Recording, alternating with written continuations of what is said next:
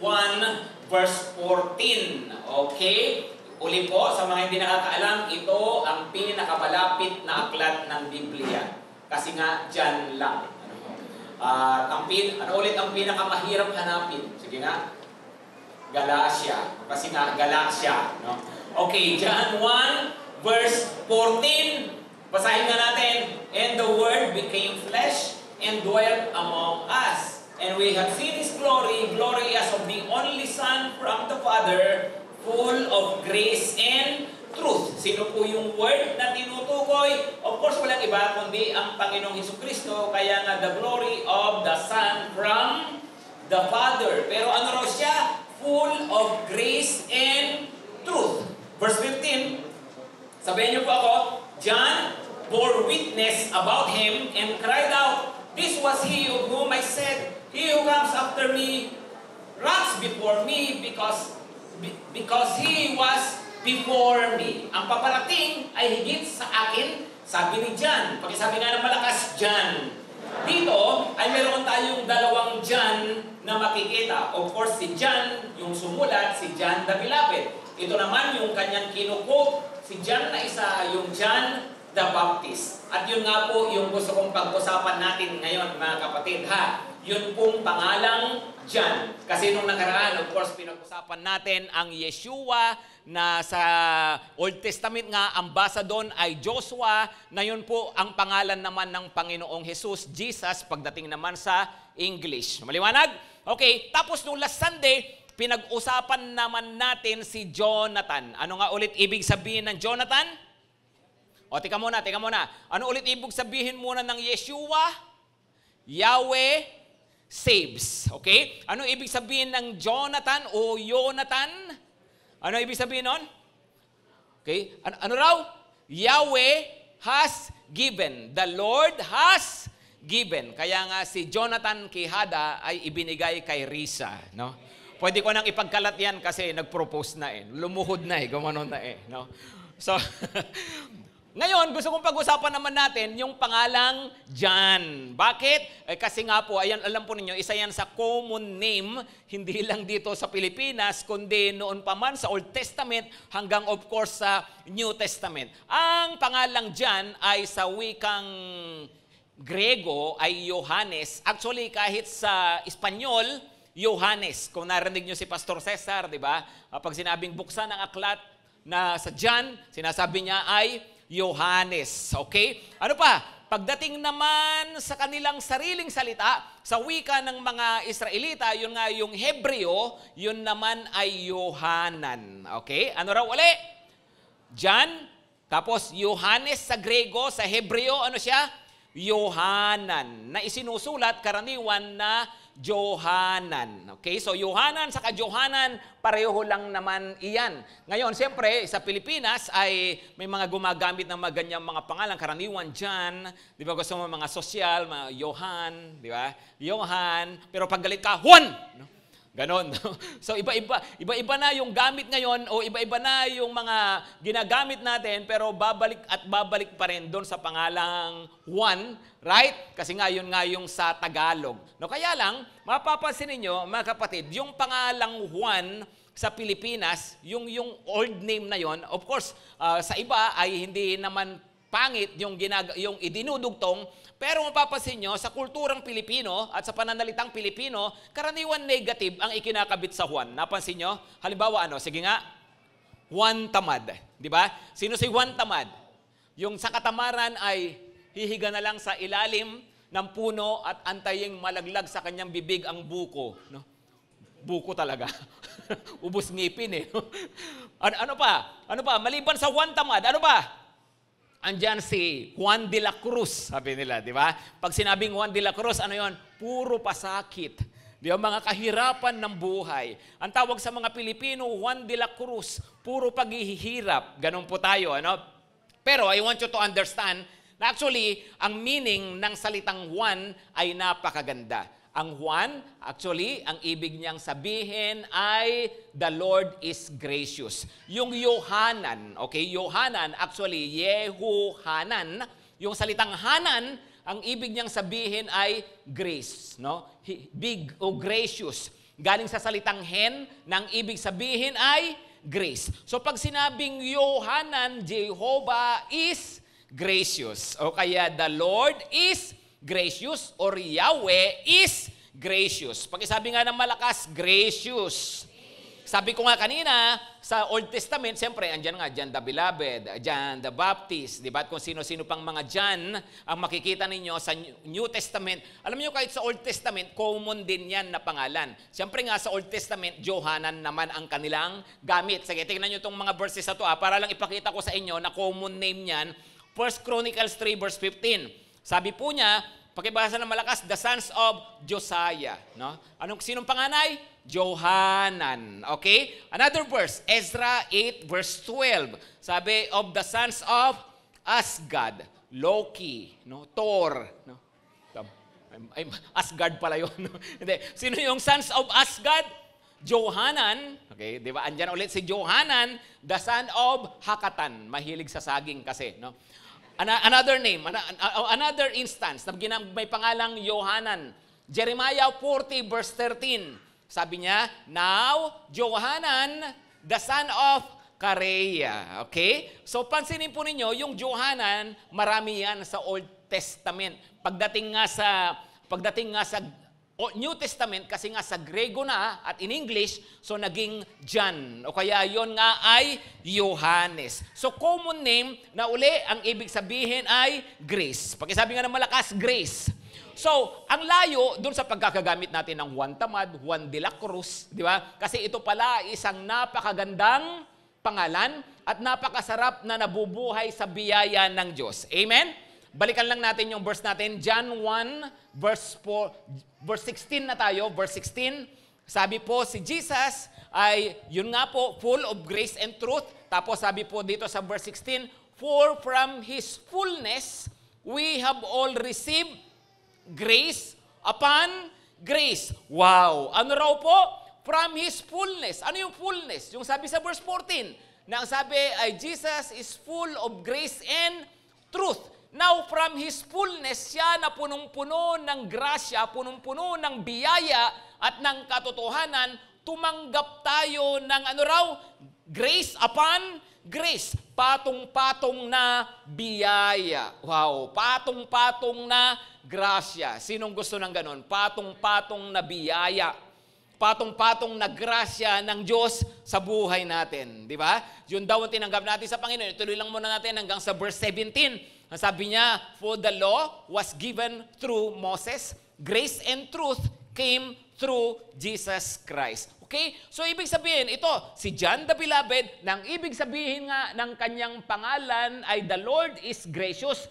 Nung umpisahan niyang isulat ang kanyang salaysay tungkol sa Panginoong Hesukristo, in-emphasize niya agad na ang Panginoong Hesus ay Diyos ng biyaya. Amen?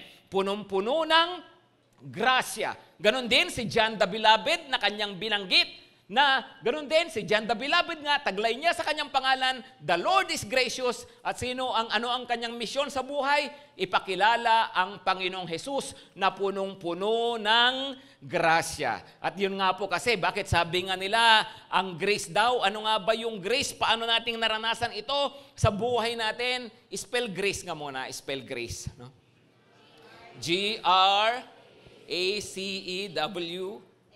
XYZ, no? So pag sinabing grace, sabi nga, no, grace, God's riches at Christ's expense, no?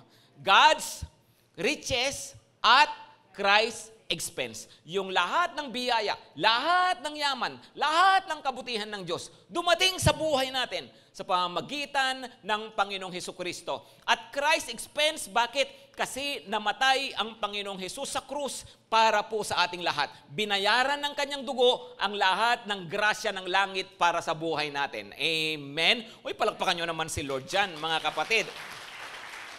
Kaya, kung mayroon tayong dapat masterin, mayroon tayong dapat talaga na matanim sa isip at puso natin at maunawaang mabuti, ay walang iba kundi ang grasya ng Panginoon. Ang grace ay isang napakahalagang katotohanan na dapat sineseryoso natin, iniintinding mabuti at ipinapamuhay natin. Well, unang-una, sa pamagitan ng grace ng Panginoon, tayo ay may kaligtasan. Amen? Kaya, alam ba ninyo, walang makakapunta sa langit kung hindi dahil sa grace? Hello? Hindi tayo makakapasok sa langit kung hindi dahil sa grace. Naalala ko tuloy, mayroong isang babae daw na namatay. No? Pagdating niya doon sa may gate ng langit, ay mayroong bantay daw na anghel. Kinausap siya ng anghel, sabi niya ay magandang gabi. No? Opo, magandang gabi rin. Paano ba makakapasok dyan? Simple lang. Sabi raw nung angel, may papagawa lang ako sa iyo. Ano po yon? Spell grace. No? Spell grace. O di in-spell niya, G-R-A-C-E. No? So, pinapasok siya agad. No? Good. Sabi, sige na, pasok ka na. Tanggap ka na dito sa langit. So, naisip niya, ganun pala kadali yun. No? Ganun pala kadali. Spellin mo lang yung grace. Tanggap ka na sa langit, sabi ng babae. So, nag-enjoy na siya sa langit ng mahabang panahon. Tapos, minsan, nadaan siya doon sa may gate ng langit at nakapila na naman yung mga namatay nung araw na yon at nakita niya yung angel na naka-assign. Doon din kanyang ginagawa, nagpapa-spell din ng grace. No? Tapos, nadaan siya, sabi sa kanya nung angel, ay, pwede ba, may gagawin lang ako, CR lang ako. Sabi nung angel, may CR ba sa langit?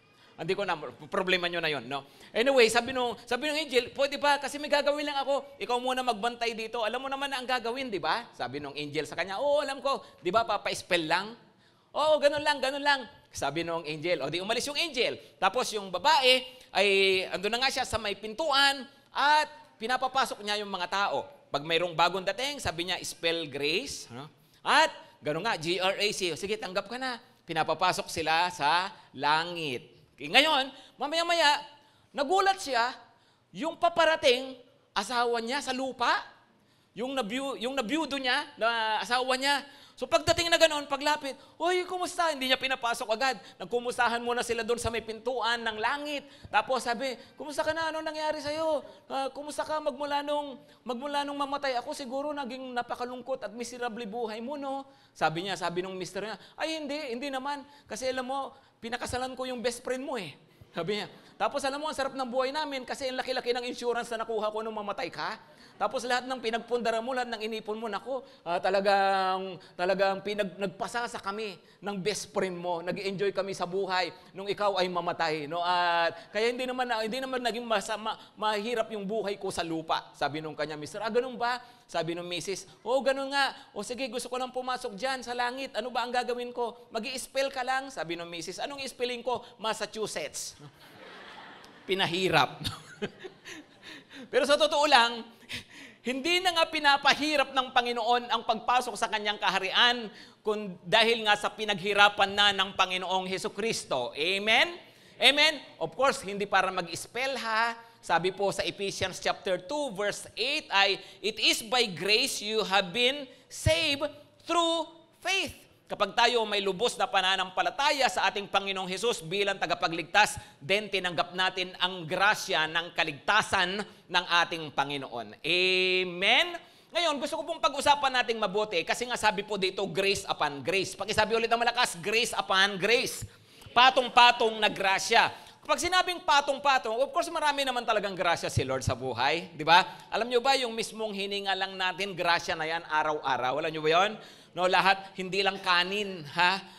Lahat ng tinatanggap natin sa Panginoon, grasya naman talaga yan. Pero ano bang pangunahing grasya ang tinutukoy dito? Kasi hindi lamang po dapat lagi ang nakikita natin yung grasya ng pagtugon sa pangangailangan. Grasya ng kagalingan sa karamdaman. No? Tama lahat yun, maganda lahat yun. Pero ano ba yung mga pangunahing grasya na binigay sa atin ng Panginoon?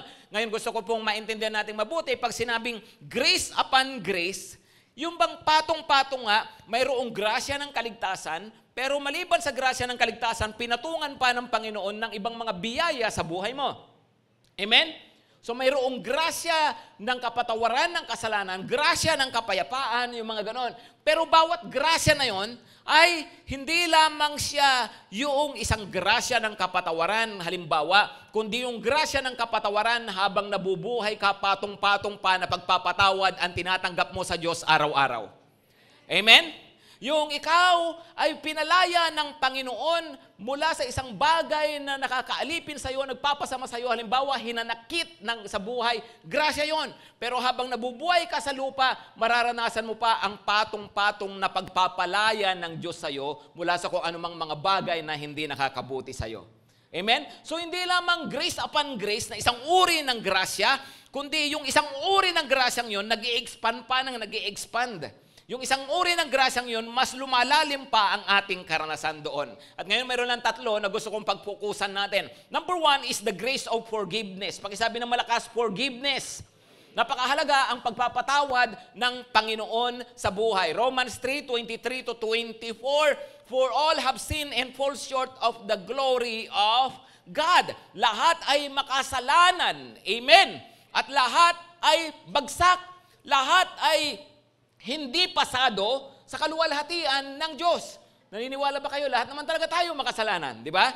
For all have sinned. Tapos verse 24, ang kasunod niya, verse 24, and are justified by His grace as a gift.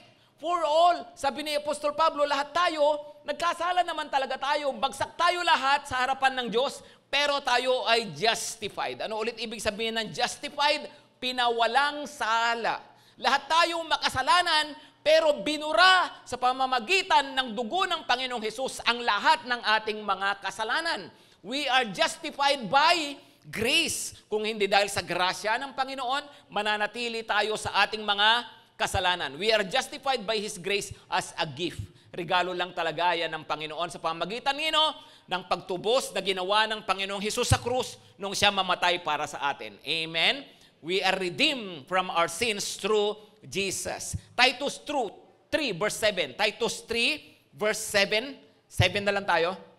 Sabi niya, so that being justified by His grace, we might become heirs according to the hope of eternal life. Ano raw po uli? Sabi niya tayo ay pinawalang sala. Ngayon, dahil sa pinawalang sala na tayo sa pamamagitan ng Kanyang grasya, tayo ay mga tagapagmana na ng pag-asa, ng buhay na walang hanggan. Ang sino man totoong sumasampalataya sa Panginoong Hesus, pinawalang sala na ng Panginoon at ngayon mayroon ng katiyakan sa pagpasok sa kaharian ng Diyos sa buhay na walang hanggan. Walang sino man makakapasok sa kalangitan kung hindi siya pinawalang sala ng Diyos. Dahil nga ang kasalanan, of course, ban sa langit. Ang kasalanan, hindi tatanggapin sa langit. So hindi tayo pwedeng pumasok na dala-dala ang ating mga kasalanan. Kaya napakahalaga ang kamatayan ng Panginoong Hesus sa pamamagitan ng Kanyang dugo. Tayo ay pinawalang sala. Kahit ano pa ang dumi natin, tayo ay pinawalang sala ngayon. At tayo ngayon ay makakapasok na sa kaharian ng Panginoon. Amen? Hello, maliwanag ba yon mga kapatid? So isipin ninyo ganito. Sabi ko nga kanina, grace upon grace, mayroong forgiveness, pinatawad na tayo ng Panginoon, pinawalang sala tayo ng Panginoon nung tayo sumampalataya sa Kanya. Ngayon, habang nabubuhay tayo sa ibabaw ng mundo, patuloy nating kailangan ang forgiveness ng Lord. Amen? Tumanggap ako sa Panginoon nung ako ay teenager. So mula noong panahon na yon, pinawalang sala ako ng Panginoon. Kaso nga, ngayon, siyempre, nung nag-16 ako, nag-17, kasi 15 ako tumanggap kay Lord, 17, 18, hanggang ngayon, 32. So ngayon ay, dumating tong mga panahon na to ng buhay ko. Ngayon, siyempre, nung mga nakaraang mga panahon hanggang ngayon, paano yan? Nagkakasala pa rin ako. Mula noon hanggang ngayon, patong-patong ang pagpapatawad ng Diyos sa akin. Amen? Ganon ang pagpapatawad ni Lord, sunod patong-patong na pagpapatawad. Maliwanag ba? Pagpapatawad paano? Kung tayo siyempre ay kinikilala natin ang ating kasalanan at inihihingi natin ng tawad ang ating kasalanan sa Panginoon. Maliwanag, mga kapatid. Hello, maliwanag ba? Hinihingi po kasi ng tawad ang iyong nagawa o nasabi o naisip na kasalanan sa Panginoon, kaya lagi tayong tumatanggap ng Kanyang pagpapatawad. Always remember that, mga kapatid. God is a very forgiving God. Kasi nga gracious siya eh. Pag sinabing grace, andyan yung Kanyang kindness, andyan yung Kanyang mercy, andyan yung kanyang pabor, no? Andyan yung of course undeserved favor ni Lord. Hindi natin karapat-dapat tanggapin pero ibinibigay niya sa ating lahat. Maliwanag ba? 2 Corinthians 7 verse 10. 2 Corinthians 7 verse 10, mahalaga maintindihan natin to. Pakisabi, for godly grief. Pakisabi, godly grief produces a repentance that leads to salvation without regret. Whereas worldly grief produces death. Merong dalawang klase ng grief. Merong dalawang klase ng pagkalungkot. Mayroong dalawang klase ng pamimighati ng ating kalooban. Yung una ay godly, yung isa ay worldly. So ano ang pagkakaiba? Yung godly grief nanggagaling sa Lord. Yung worldly grief nanggagaling lang, pwedeng nanggaling sa sarili natin, nanggaling kay Satanas, na ano ang resulta? Yung godly grief nagdudulot ng pagsisisi sa kasalanan. Okay? At pagbabagong buhay. Amen? Pero yung worldly grief nagpuproduce ng kamatayan, nagdudulot ng kamatayan. Maring hindi man kamatayan physical, pero ibig sabihin nakakasama sa tao. Ano ang ibig sabihin niyan? Kasi pag tayo po nagkasala, kailangan pag naramdaman natin ang godly grief, tayo ay humingi ng tawad sa Panginoon. Okay? Ngayon, pag humingi ka na ng tawad sa Panginoon at alam mo namang pinagsisihan mo naman na talaga iyon, pero paulit-ulit pa rin pumapasok sa isip mo, hindi mo pa rin mapatawad ang sarili mo, hindi na godly grief yon. Worldly grief na yon. Yan, ang tawag dyan ay condemnation na. Self-condemnation. At pag self-condemnation, hindi galing sa Diyos. Ang godly grief, conviction. Pakisabi na malakas, conviction. Ang conviction, ang ibig sabihin niyan, ang banal na espiritu nangungusap sa atin, pinaparealize sa atin may kasalanan tayo para tayo bumalik sa Diyos, humingi ng tawad. Pero kung condemnation, ang nararamdaman mo, pinapaisip sa'yo yung iyong kasalanan at ang katwiran mo ay nagkasala ako, hindi na ako karapat-dapat sa Diyos, lalayo na ako. Hindi na ako nakakahiya na ang kapal na mukha ko. Pag ganyan-ganyan na yung pakiramdam mo, hindi na galing yon sa Lord. Kasi ang grief, dapat ang dulot niyan, lumapit ka lalo sa Panginoon. Bumalik ka sa Panginoon ko na palayo ka. Pero kung ang dulot sa'yo ay nahihiya ka na, at para galit ka na sa sarili mo, kinukundi mo na ang sarili mo, tingin mo hindi ka na matatanggap, hindi na galing sa Lord yon. Ang tawag doon ay condemnation. Maliwanag? Kaya nga mahalagang maintindihan natin, si Lord pala ay talagang laging nagfo-forgive. Number 2, na grace ng Panginoon sa atin na dapat isunod agad natin sa salitang forgiveness ay change. Pakisabi ng malakas, change. Bakit ko sinabing isunod agad? Kasi nga po, yun po ang problema. Pag sinabi, in-emphasize nating mabuti, God is a forgiving God. Okay, nagpapatawad si Lord. Ngayon, kung nagpapatawad siya, yung iba ang iniisip, ay di balik, gagawin ko na lang, magkakasala lang ako ng magkakasala. Ano lang naman, hingi lang naman ako ng tawad. Papatawarin naman ako ni Lord. Sabi ng Bible, if you confess your sins, di ba, He will forgive you. O sige, gawin mo na kapatid, confession lang naman katapat niyan. Di ba? Hingi ka lang naman ng tawad sa Lord. Kapag po ganon, ang nangyayari, we are abusing the grace of God. Nagpapatawad si Lord, pero gusto po niya tayong magbago. Amen? Nagpapatawad siya, pero gusto po niya na yung ibagay na ipinagpatawad niya sa atin, yung kasalanan na yon, sa mga susunod na araw ay napagtatagumpayan na natin. Huwag yung puro na lang tayong hingi ng tawad sa Panginoon. Dapat dumating ka rin sa point ng buhay mo na alam mo, hindi mo na issue yon sa buhay mo. Amen? Maaring sa ilang pagkakataon, parang paulit-ulit ako rito Pero kung totoong nagsisisi ka, bandang huli makikita natin na pagtagumpayan na natin yung kasalanan na yon sa buhay natin. Maliwanag? Hindi yung ginawa mo ngayon, tapos Lord, patawarin mo ako. Sorry Lord, sorry talaga. Next day, gawin mo naman, sasabihin mo, Lord, I did it again. No? Sorry. No? Tapos susunod na araw, Lord, I did it again. So kung ganoon na tayo ay talaga parang inaabuso lang natin ang grace ng Lord, then hindi natin din talaga na natatanggap ang totoong pagpapatawad ng Panginoon kung ginagamit lang nating excuse yung paghingi ng tawad. Maliwanag? Kaya nga importante na tayo po ay totoong nagsisisi at nag-e-effort na wag nang bumagsak sa kasalanan na inihingi na natin ng tawad sa Panginoon. Amen? E paano pa bumagsak pa rin? pero buong puso ka naman talaga na humingi ng tawad sa Panginoon, naiintindihan ng Lord yon. Alam naman niya kung sino nag-a-abuse at alam naman niya kung sino yung talagang bumigay lang. Maliwanag ba? Tingnan niyo po ang Romans 6 verse 1 and 2. What shall we say then? Are we to continue in sin that grace may abound? Ano raw? Ano ang sagot? Come on. Ano ang sagot? By no means. Pakisabi ng malakas, hindi! Sabi na, lakasan eh. No? Pakisabi ng malakas, hindi! Okay, ano raw? Sabi niya, ano ang sasabihin natin? Verse 1 ha, ano ang sasabihin natin? Sabi, patuloy ba tayong magkakasala para managana pa ang grasya ng Diyos sa buhay natin? Ano ang kanyang sagot? Hindi!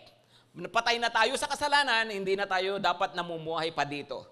Right? O tingnan niyo yung verse 15. Verse 15, same na chapter. What then? Are we to sin because we are not under law, but under grace? Ano ngayon? Magpapatuloy pa ba tayo sa kasalanan? Magkakasala ba tayo ng magkakasala dahil wala na tayo sa ilalim ng batas, nasa ilalim na tayo ng grasya ng Diyos? Ano ulit ang sagot?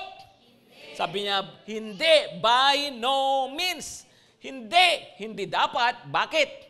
Kasi ang totoo raw na nakaranas ng pagpapatawad ng Panginoon at ng grasya ng Panginoon, nag-change, nagbabago. So mayroong grace of forgiveness, mayroong grace of change. Ang tawag diyan sanctified. No, we are being sanctified. Pinapabanal tayo ng Panginoon.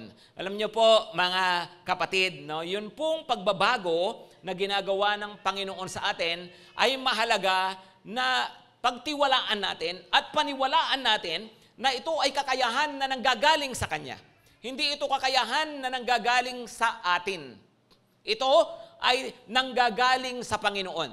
Ibig sabihin, kung ako lang sa sarili ko, hindi ko kayang baguhin ang sarili ko.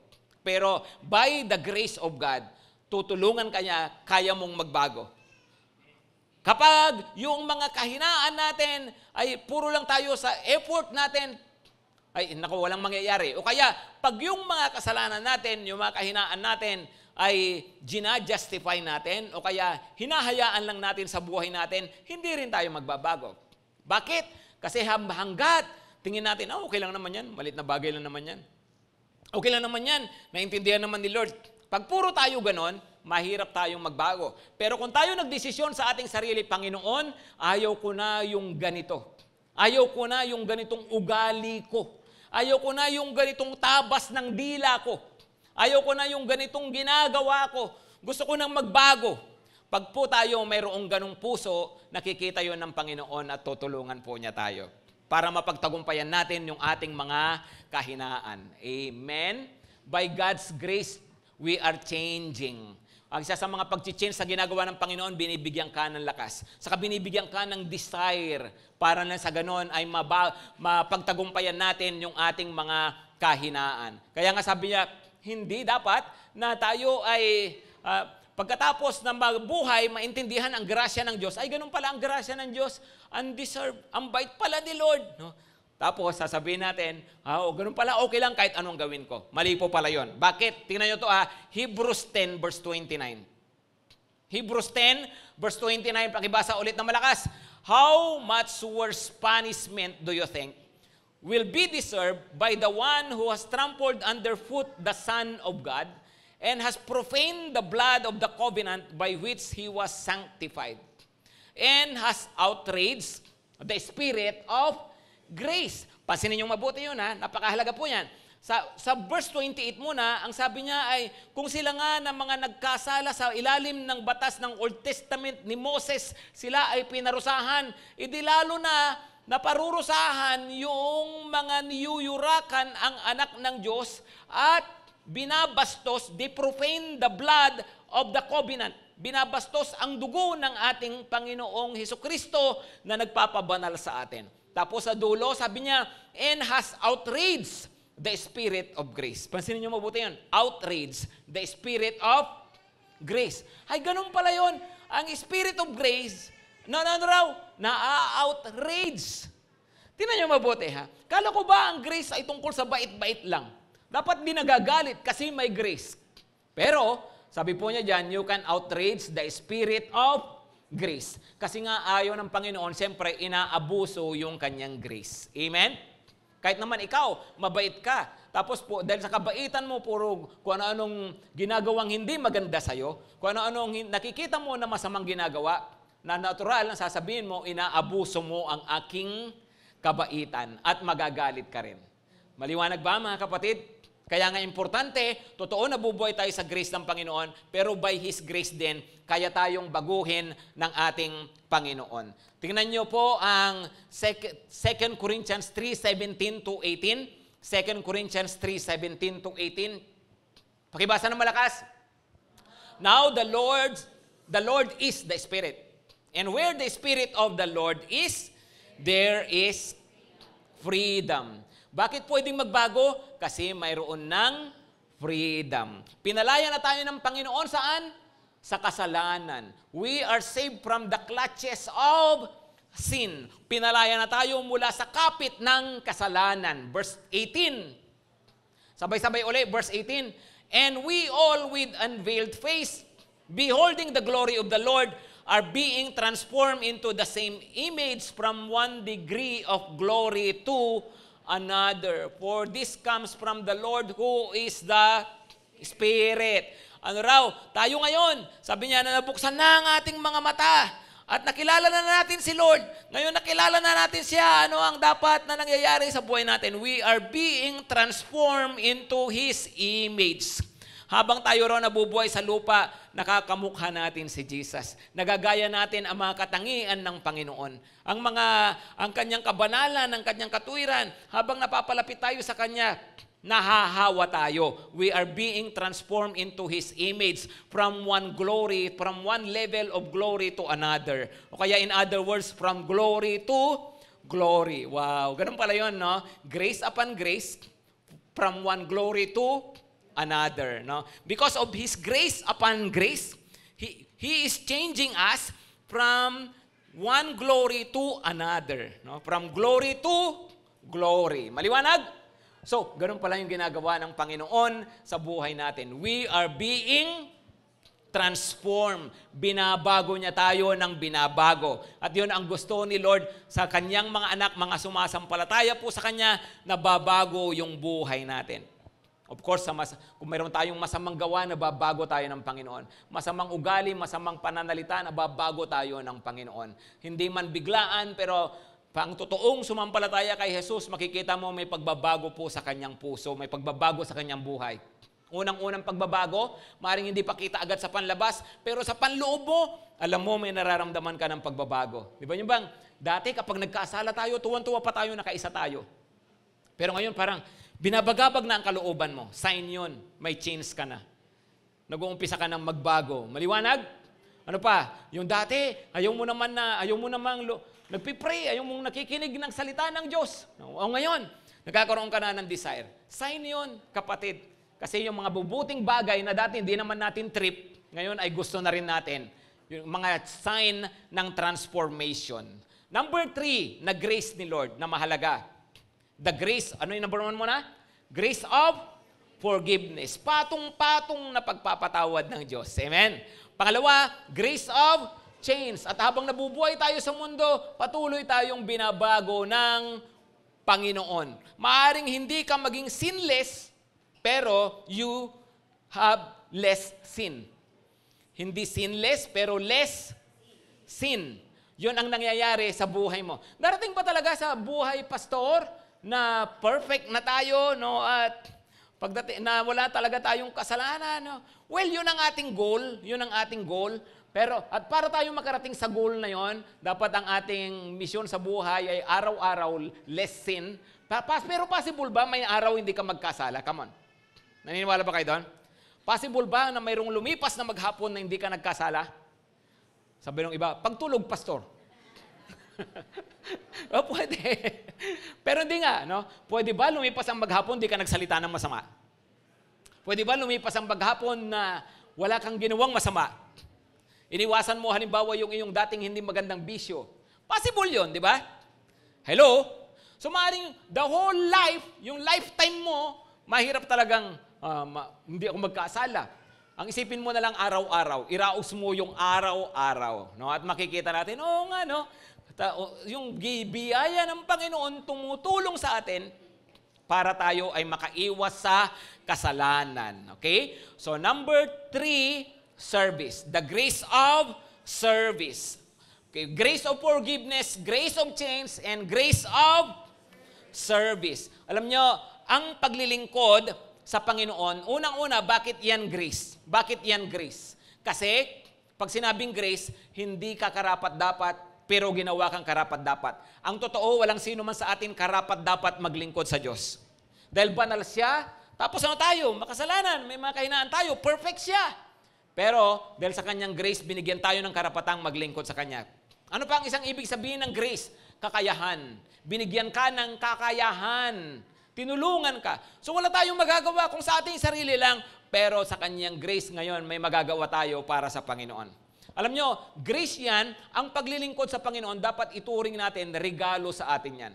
Ulitin ko po pag ikaw nakakapaglingkod sa Lord, tandaan mo, regalo sa iyo yan ng Panginoon. Paano regalo yun, Pastor? May effort nga Maglilingkod nga ako, bibigyan ko ng oras, bibigyan ko ng lakas. Well, alam mo, unang-una, hindi lahat ng tao ay pwedeng maglingkod sa Diyos. Ikaw binigyan ng karapatang maglingkod sa Hari ng mga hari at Panginoon ng mga Panginoon.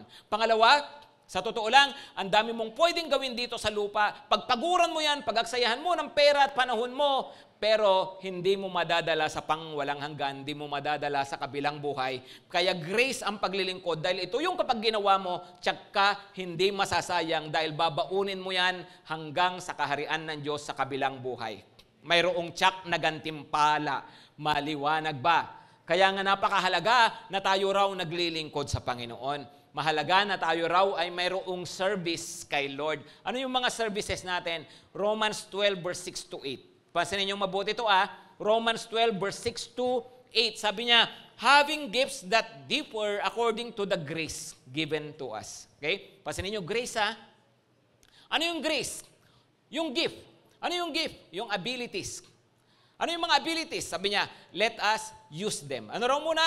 Yung abilities na binigay, anong gagawin? Tingnan yung katabi, pakisabihan, let us use them. Sabihin mo katabi mo, use them, bebe. Let us use them if prophecy in proportion to our faith. Binigyan ka ba ng kakayahan sa prophecy? Sabi niya, gamitin mo ayon sa iyong pananampalataya. Verse 7. If service in our serving, yung service pong sinasabi po dyan, halimbawa, binigyan ka ba ng kakayahan na halimbawa, magluto para sa mga anak ng Diyos? So, gamitin mo. Assure, sige, gamitin mo. The one who teaches in his teaching. Binigyan ka ng kakayang magturo. Gamitin mo sa pagtuturo. Okay? Ano pa? The one who exhorts in his exhortation. Binigyan ka pa ng kakayahan na mag-preach, na magpaalala. Then gamitin mo sa preaching. Sabi niya, the one who contributes, yung mga nagbibigay, gawin mo generously. Right? Ano pa? The one who leads with zeal. Ikaw ba ay ginawang leader ng Panginoon? Leader ka ba? Huwag mong gagawin na mairaos lang, gawin mo raw ng mayroong passion. Gawin mo ran ng mayroong zeal. Right? Ibig sabihin, pag nilagay ka ng Panginoon sa leadership, hindi po pwede na anything goes ka lang. Hindi po pwede na ano ka lang, ang cold mo, wala kang ka-passion. Na ikaw ay hindi talaga nagli-lead. Kasi alam mo, pag wala kang passion, ang mangyayari, ililid ka ng mga tao. Di ba? Hindi ka talaga magli-lead. Pero ang taong may passion, alam niya, meron siyang direction, meron siyang gigil. Kaya nga tayo, mga leaders, mga cell leaders po natin dyan, tayo po, sabi ng leader ka, dapat hindi nawawala ang zeal sa buhay mo. Actually, isa po yan sa talagang paborito kong verse sa Romans 12. Sabi niya, never be lacking in zeal, but keep your spiritual fervor serving the Lord. Kaya tuwing umaga, pinagpipray ko yan, Lord, give me zeal, give me spiritual fervor serving you. Yun po yung madalas kong sinasabi po sa Panginoon sa prayer. Ang tagal ko na rin naman naglilingkod sa Panginoon, pero salamat sa Panginoon, sinusustain niya ako ng kanyang apoy, ng kanyang strength, kasi nga po, ang paglilingkod, magagawa mo lang sa pamamagitan ng grace ni Lord. Kung ikaw ang lakas mo, galing sa sarili mo, galing sa kapwa mo, galing sa church, galing sa mga kaibigan mo dito, mapapagod ka. No?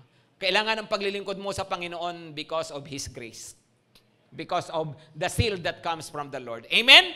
Okay, next po, tingnan nyo po, tapos na pa tayo doon sa verse na yun. Verse 8, balikan natin yung verse 8. Sabi po niya, the one who does acts of mercy with cheerfulness. Yung mga gumagawa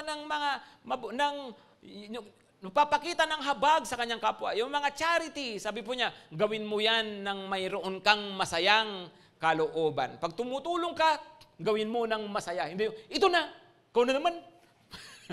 Hindi po, dapat daw, masaya tayo sa pagtulong sa ating kapwa. Amen? Maliwanag ba, mga kapatid? Okay, yan po, sabi po niya, sa loob ng church yan mga mananampalataya, binigyan tayo ng kakayahan, gamitin daw natin. Huwag niyong itago, ha? Mga kapatid, ha? Yung pong mga kakayahan po ninyo, meron kayong kakayahan na wala sa mga tumatayo sa stage. Wala sa amin, pero mayroon kayo niyan. Di ba? At kanya-kanya tayo ng kakayahan, gusto ng Panginoon gamitin natin.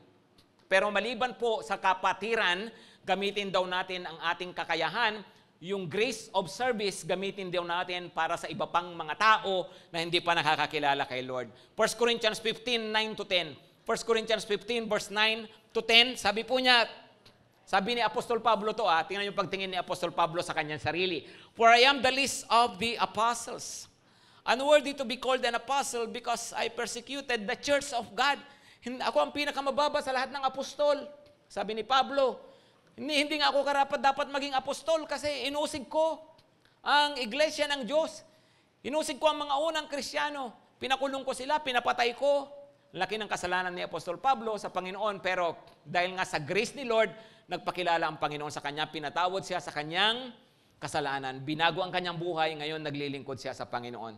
Kaya sabi niya, it is only by the grace of God. But by the grace of God, I am what I am. Amen? Ang ganda niya, no? By the grace of God, I am what I am. Kung hindi dahil sabihan ng wala ako rito. Hindi dahil sabihan ng Panginoon, wala ako. No? But by the grace of God, I am what I am. Tapos, pakibasa po, and His grace toward me was not in vain. Pero hindi ko sinayang ang grace ni Lord. Paano sasayangin ang grace ni Lord?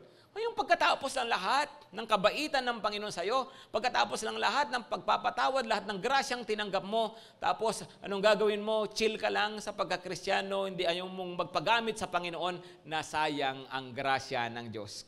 Ibig sabihin na nasayang, hindi nagamit. Nagamit mo lang para lang sa sarili mo, pero hindi na nakinabang ang ibang tao. Kaya may grace sa iyo si Lord para sa pakinabang ng ibang tao. No? Tapos sabi niya, hindi ko sinayang. On the contrary, I work harder than any of them. No?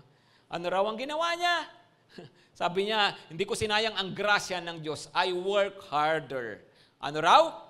Ang grasya ng Diyos, nung tinanggap niya, ang kanyang ginawa, I work harder. Hindi totoo na pag mayroon kang grace, pag naintindihan mo yung grace, wala ka nang gagawin. Total, by grace naman lahat. Libre naman lahat. Wala na akong gagawin. Total, tinanggap naman ako ni Lord kahit masama ako. Total, ibibless naman ako kahit wala akong gagawin. Ganun ang paniniwala po ng mga nagtuturo ng extreme grace. No? Sabi po nila, ay, wala, okay lang yan, kahit di ka mag-pray. Kung ibibigay ni Lord, bibigay. Ganon po. Ano? Pero sabi niya, no, I work harder than any of them, though it was not I, but the grace of God that is with me. Talagang pinagpaguran ko, mas lalo akong nagsumipag sa paglilingkod sa Panginoon, pero hindi sa sarili kong lakas, kundi by the grace of God. Makakapaglingkod tayo lahat sa Panginoon by His grace. Amen? At ano ang ginawa ni Apostol Pablo maliban nga sa nagturo siya sa church, nagturo siya sa kapatiran? Ang isang pangunahing ginawa ni Apostol Pablo, nag-share siya ng gospel. Nagmisyon siya ng nagmisyon upang yung mga tao, yung mga lugar, yung mga bansa na hindi pa nakakarinig tungkol kay Jesus makarinig. Pinagpupuntahan niya lahat ng ito. Nagdala siya ng napakaraming tao sa Panginoon. Alam niyo po, kung tayo tumanggap ng grace ng Panginoon, tayo po dapat din iparanas ang grace na yan ng Panginoon sa buhay ng ibang tao. Magamit tayo ng Panginoon para itong mga taong ito makakilala po sa kanila. Kagaya rin si John the Baptist. Di ba? Si John the Baptist, sabi niya, Ito ang kordero ng Diyos na nag-aalis ng kasalanan ng sanlibutan. Bakit? Kasi po alam ni John the Baptist ang dahilan kung bakit siya isinilang para po ipakilala ang Panginoong Hesus sa mga tao.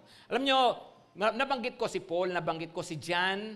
Maganda pong makita natin to, mga kapatid ha. Kasi maaring ang kwento ng buhay ng iba sa atin ay pwedeng kagaya ni Paul. Di ba? Na alam natin, dami nating atraso sa Diyos, dami nating naging kasalanan sa Panginoon. Pero kahit sino ka pa, kahit ano pa yung background mo, pwede kang gamitin ng Panginoon. Amen? Maaari namang yung iba ay kagaya ka ni John the Baptist na mula pa pagka-baby ay talagang tinawag na siya ng Panginoon. So naingatan na siya, wala na siya nagawang kalukuhan, di na siya. Kasi nga mula pa pagkabata ay talagang nasa Lord na siya, malapit na siya sa Panginoon. Di ba? At marami rin po sa atin yung ganon. Yung high school ka pa lang, nakakilala ka na sa Panginoon. No? Yung iba sa inyo ipinanganak sa Christian family. Yung mga magulang mo Christian. So, iba yung kinalakihan mong buhay. Pero just the same, kahit parang kang si Apostol Pablo, o para kang si John the Baptist, o para kang si John the Beloved, na karaniwang ka lang din na mamamayan, karaniwang tao, pero kahit ano pa ang kwento ng buhay natin, pare-pareho tayo magagamit ng Panginoon. Amen? Sinasabi ko po ito kasi yung mga ini-invite ko po tuwing hapon, yung 5:30, ay mga madadrama ang kanilang mga buhay. Ano? At minsan naisip na, wow, yung kanyang, grabe yung grace ng Panginoon sa kanya. Ang galing ni Lord sa buhay niya. Totoo po yan, napakagaling ni Lord sa buhay nila. Kagaya ni Apostol Pablo, right? Pero alam mo, kahit hindi madrama ang buhay mo, napakagaling din ni Lord sa buhay mo. At hindi lang sila ang magagamit ng Panginoon, ikaw magagamit ka rin ni Lord. Maliwanag po ba?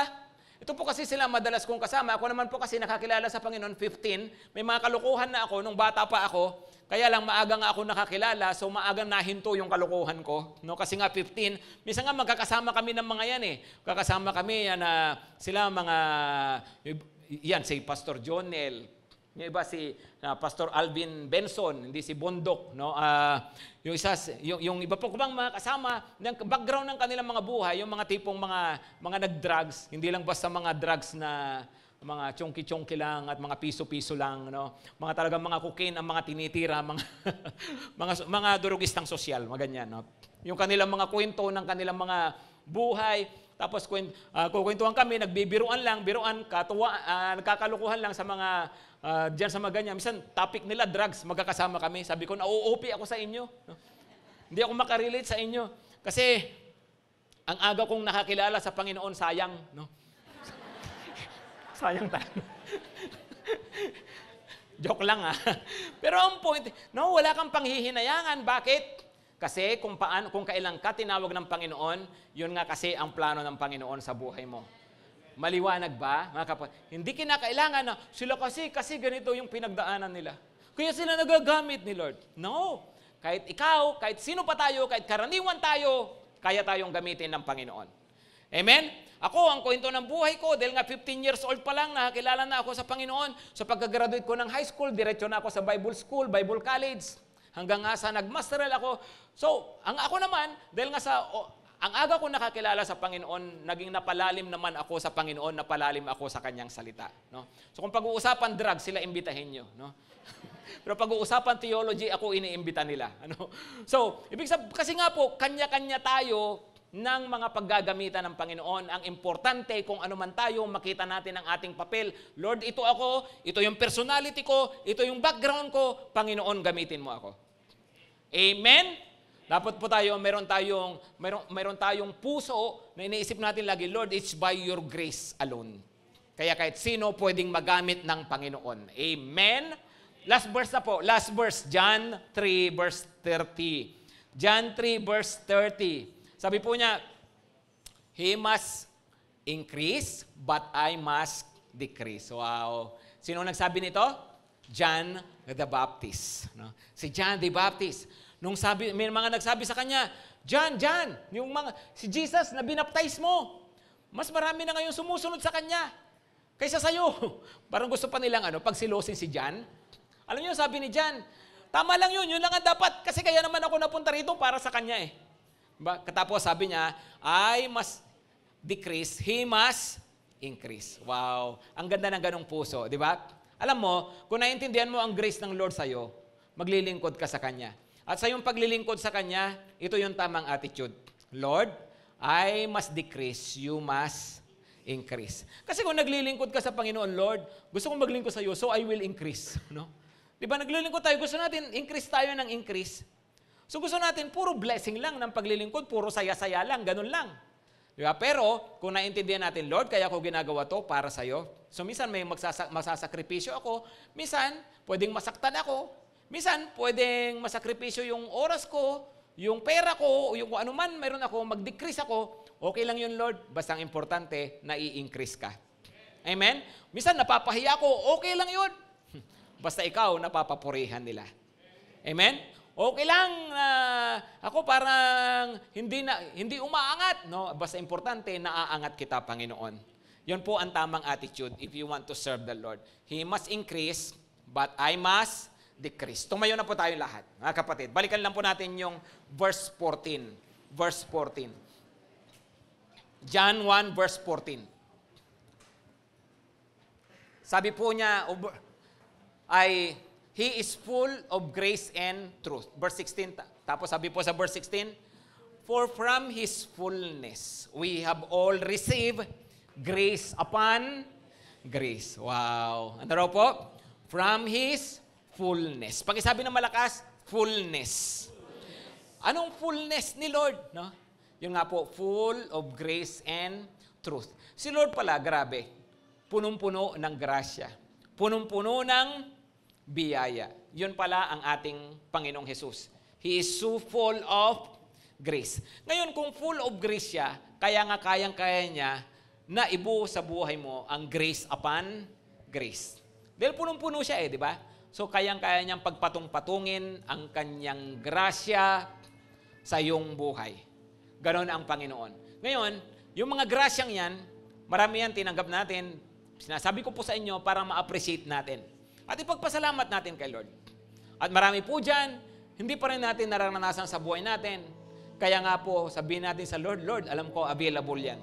Kasi nga, grace ni Lord yan sa'yo. Available. Amen? Laging available ang forgiveness, laging available ang ability to change, laging available ang service, ang paglilingkod sa Panginoon. Napakahalaga lang po talaga na kilalanin natin ang Panginoon natin na punong-puno ng biyaya, punong-puno ng grasya para sa ating lahat. Palakpakan nga po natin ulit ang Panginoon, mga kapatid. Sige po.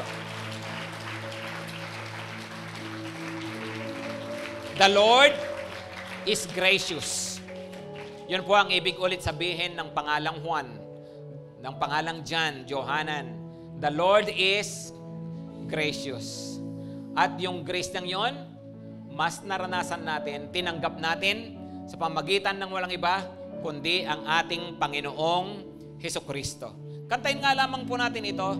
Alam nyo, ang ganda nung sinasabi ng kantang ito, sabi niya, O Diyos, ng katwiran, ng katarungan, na kahit minsay di nabahiran ang iyong kaluwalhatian at ang iyong kabanalan. Ang katarungan ng Diyos, ang kabanalan ng Diyos, walang bahid dumi, walang bahid ng anumang uri ng kasalanan. Tapos ito tayo, ang dumi natin, ito tayo, hindi naman karapat-dapat, pero niyakap tayo ng Panginoon at tinanggap tayo ng Panginoon. Imagine that, mga kapatid. Di ba minsan kapag bagong paligo ka, ang linis-linis mo, tapos sasalubong sa'yo yung anak mo, halimbawa na ang dumi-dumi ng kamay. Di ba kahit anak mo pa yan, minsan, anak, kakabihis ko pa lang. Di ba? Pero iba si Lord. Kahit anong karumihan daw natin, kahit ano pa tayo, at kahit anong linis niya, niyakap niya tayo. Kasi nga, siya ay Diyos na punong-puno ng biyaya. Yun ang totoong sukdulang biyaya. Yun ang totoong extreme grace. Yung sobrang pagmamahal sa atin ng Panginoon. Na kahit ano tayo, kahit sino tayo, patuloy siya na tumatanggap sa atin at hindi niya tayo binibitawan, hindi niya tayo iwan.